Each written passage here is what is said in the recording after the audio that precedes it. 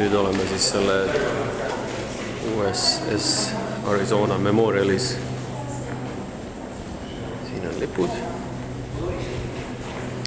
Siin on Samuel.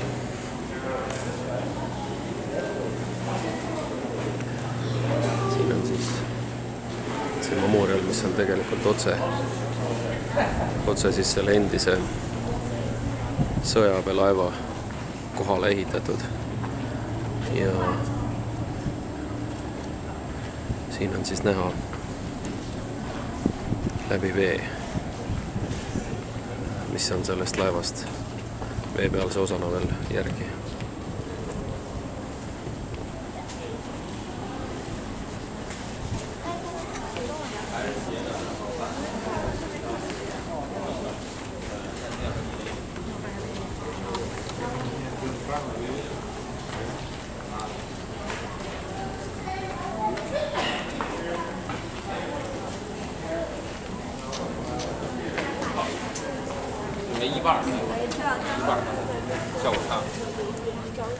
Ja ma loodan, et see on isegi näha siit pärast kaamera pealt, aga siiamaani veel lekib veel õlilaikusid üles, sellepärast et otsustati mitte puudutada peale seda, kui see hukkus. Ja koos hukkunud sõduritega on kõik siin vee all. Räägivad, et kuni 40 jalga siis on see sügavus siin selles memorialis. Ja see on see, kus siis Arizona on vee sees.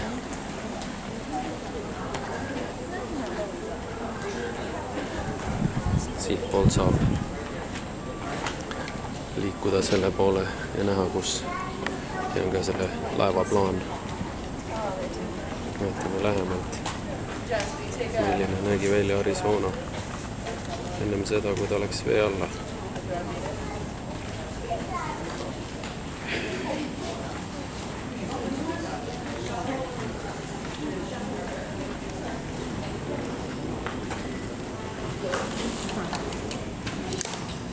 Ja siit samalt moodi on siis jälle näha Arizona see vrakki vee seest. Ja seal taga on siis pühendatud sein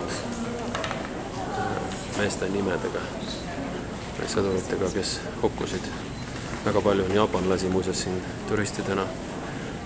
See näitab seda, kui suur ikkagi see side on pärast seda, kui see sõda oli siin. Ja jaapanlaste poolt on ka ehitatud see memorial.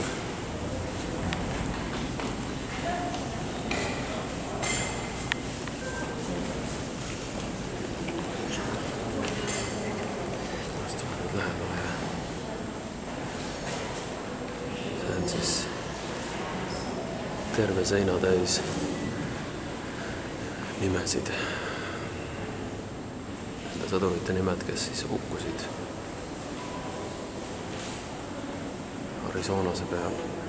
Kokku oli 1200 sõdurit Arizonase peal hukkus ja kogu selles rünnakus, mis võttis aset siis 7. detsembril 42, oli vist 41, 7. detsember 41, nagu siit võib lugedagi.